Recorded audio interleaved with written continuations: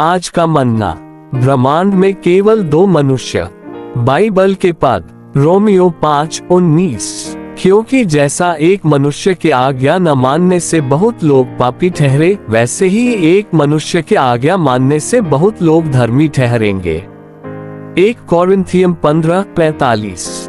ऐसा ही लिखा भी है कि प्रथम मनुष्य अर्थात आदम जीवित प्राणी बना और अंतिम आदम जीवनदायक आत्मा बना। 1 कोरिन्थियम 15:47। प्रथम मनुष्य धरती से अर्थात मिट्टी का था, दूसरा मनुष्य स्वर्गीय है। सेवकाई के शब्द, क्या आपने कभी सोचा है कि पूरे ब्रह्मांड में सिर्फ 2 ही मनुष्य हैं? फिर भी परमेश्वर की नजर में सिर्फ 2 ही मनुष्य हैं, आदम और मसीह। हम सभी या तो पहले मनुष्य में शामिल हैं या दूसरे में।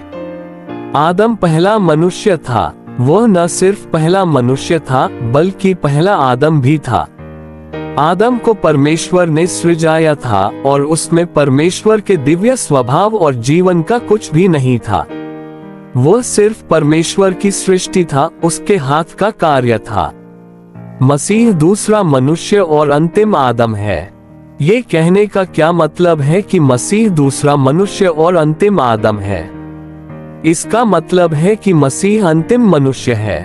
उसके बाद कोई तीसरा मनुष्य नहीं है, क्योंकि दूसरा मनुष्य अंतिम है। ये दूसरा मनुष्य परमेश्वर द्वारा नहीं सृजाया गया था। वह परमेश्वर के साथ मिश्रित एक मनुष्य है। वह मनुष्य बनने के लिए देहधारी परमेश्वर है।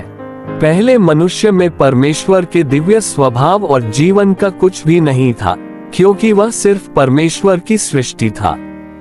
दूसरा मनुष्य परमेश्वर और उसकी सृष्टि का मिश्रण है, जो परमेश्वर के दिव्य स्वभाव और जीवन से भरा हुआ है। वह परमेश्वर के साथ मिश्रित एक मनुष्य है, एक परमेश्वर मनुष्य है।